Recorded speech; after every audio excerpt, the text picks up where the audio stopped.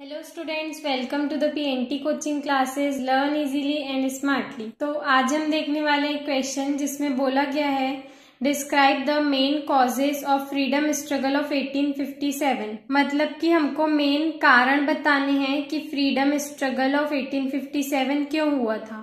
तो आंसर समझाने से पहले मैं आपको एक इम्पॉर्टेंट बात बताना चाहूंगी जो कि एग्जाम के पॉइंट ऑफ व्यू से बहुत ज्यादा इम्पोर्टेंट है। तो होता क्या है कि एसएसटी में मोस्ट ऑफ द क्वेश्चंस के आंसर में पॉइंट्स में आंसर लिखने पर अच्छे मार्क्स मिलते हैं। हेडिंग्स कभी भी चेंज नहीं होनी चाहिए, लेकिन अंदर का कंटेंट थोड़ा बहुत चेंज हो जाए तो चल जाता है। And most of the students जो गलती करते हैं कि वो किसी दूसरे क्वेश्चन की आंसर की हेडिंग किसी दूसरे क्वेश्चन में लिख देते हैं, इसी वजह से स्टूडेंट्स के नंबर कट जाते हैं। इसलिए स्टूडेंट्स, हम इस आंसर के लिए वीडियो के लास्ट में आपको एक ट्रिक देने वाले हैं जिससे आप इस क्वेश्चन की हेडिंग इसी क्वेश्चन में लिख सकेंगे। ये हमारी गारंटी है। हाँ, केवल इस आंसर में नहीं बल्कि आगे आने वाले हर वीडियो में जहाँ पॉइंट्स होंगे हम आपको शॉर्ट ट्रिक प्रोवाइड करेंगे। तो चलिए समझते हैं इस आंसर को। तो फर्स्ट रीजन क्या था 1857 के स्ट्रगल का? वो था पॉलिटिकल रीजन। जो most of the political reasons थे इस स्ट्रगल के, उसके लिए जो जिम्मेदार थे वो लॉर्ड डलहौजी थे। तो जो लॉर्ड डलहौजी थे वो अंग्रेजों के हेड थे, इसलिए उनको लॉर्ड डलहौजी बोला गया है। तो बहुत सारे पॉलिटिकल रीजंस के लिए लॉर्ड डलहौजी रिस्पॉन्सिबल थे, क्योंकि उन्होंने कुछ ऐसी पॉलिसीज इंट्रोड्यूस की थी जिससे कि लोगों के लिए बहुत ही चिंता का विषय हो गया था। तो उन्होंने क्या पॉलिसीज इंट्रोड्यूस की थी उसको देखते हैं। उन्होंने एक अग्रेसिव इम्पेरियलिस्टिक पॉलिसी इंट्रोड्यूस की थी। मतलब ये पॉलिसी क्या थी कि अग्रेसिव मतलब क्या होता है? आक्रामक। बहुत ही तेजी से वो सारे राज्यों को अपने अंडर में करना चाहते थे। इम्पेरियलिस्टिक मतलब कि साम्राज्यवाद, मतलब कि वो पूरे इंडिया पर अपना कब्जा करना चाहते थे। धीरे धीरे करके सारे राज्यों को अपने अंडर में करना चाहते थे, तो उसको अग्रेसिव इम्पेरियलिस्टिक पॉलिसी बोला गया है। और एक और पॉलिसी है जो कि डॉक्ट्राइन ऑफ लैप्स है। तो इस पॉलिसी के अकॉर्डिंग जो था कि लॉर्ड डलहौजी ने एक रूल बनाया था कि अगर किसी स्टेट का राजा है और उसका कोई बेटा नहीं है तो वो किसी और से बेटा गोद नहीं ले सकता, क्योंकि अगर राजा मर जाएगा तो उस सिंहासन पे उसका बेटा ही बैठता है, लेकिन उस राजा के पास कोई बेटा नहीं होगा तो वो राज्य अंग्रेजों के कब्जे में चला जाएगा राजा के मरने के बाद। तो इस पॉलिसी को डॉक्ट्राइन ऑफ लैप्स बोला गया है। तो ये जो पॉलिसीज थी इसके कारण स्टेट ऑफ एंजाइटी मतलब कि बहुत ही चिंता का विषय हो गया था इंडिया की रूलिंग फैमिलीज के लिए। रूलिंग फैमिलीज मतलब कि जिनका राज्य था, जो किसी स्टेट के राजा थे, उनके लिए बहुत ही चिंता का विषय हो गया था, क्योंकि राजा के मरने के बाद उनसे उनका राज्य छिन जा रहा था। सेकेंड रीजन था सोशल रीजन।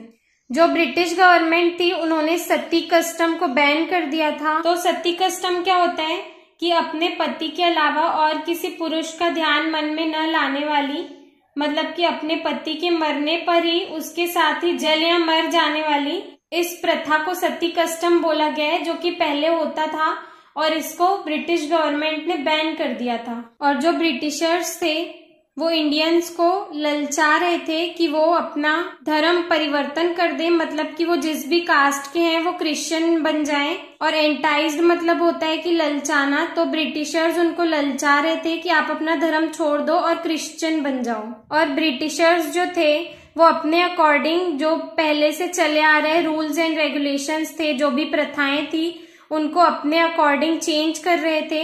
अमेंडेड मतलब होता है कि चेंज करना, उनमें बदलाव करना।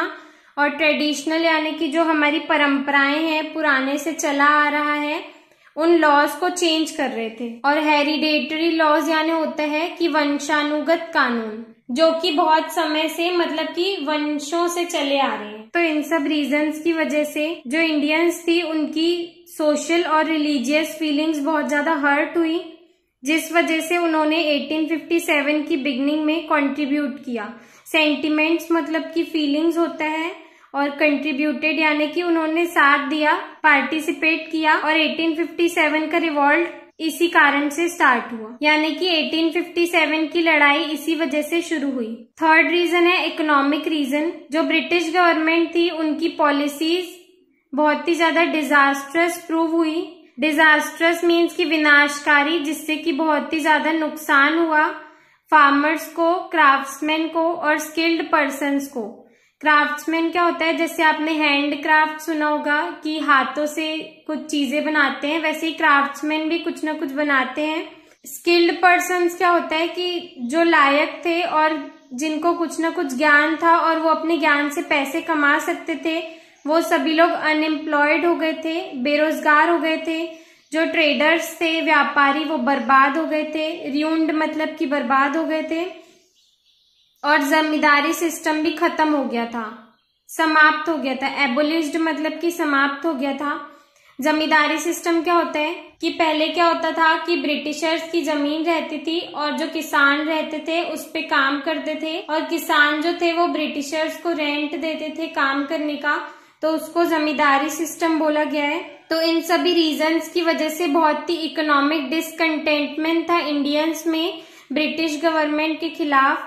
डिसकंटेंटमेंट मतलब कि असंतोष, वो सेटिस्फाइड नहीं थे ब्रिटिशर्स की पॉलिसीज से, और इसी वजह से इंडियंस ब्रिटिश गवर्नमेंट के अगेंस्ट खड़े हो गए थे। फोर्थ रीजन है डिसकंटेंट अमंग सोल्जर्स, मतलब कि सोल्जर्स में असंतोष था ब्रिटिश गवर्नमेंट के खिलाफ। अमंग द कंपनी सोल्जर्स मतलब कि जो ब्रिटिशर्स की कंपनी थी उसमें बहुत सारे सोल्जर्स थे, तो उसमें 2,33,000 इंडियन सोल्जर्स थे, जबकि जो ब्रिटिश सोल्जर्स थे वो सिर्फ 35,000 थे।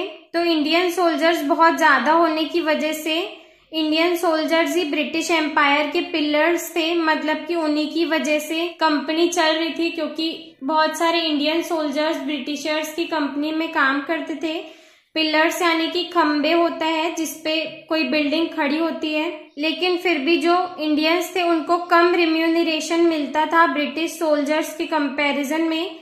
रिम्यूनरेशन मीन्स कि पारिश्रमिक होता है, मतलब वो एक दिन में जितना मेहनत करते थे, परिश्रम करते थे, उसके लिए उनको पैसे मिलते थे, तो उसको रिम्यूनरेशन बोला गया है। इसको पेमेंट भी बोल सकते हैं। और जो ब्रिटिश ऑफिसर्स थे वो हमेशा इंडियन सोल्जर्स को अपने से नीचा ही समझते थे, नीचे लेवल का समझते थे, तो इस वजह से बहुत ज्यादा डिसकंटेंटमेंट था सोल्जर्स के बीच में। और फिफ्थ रीजन था इमीडिएट रीजन।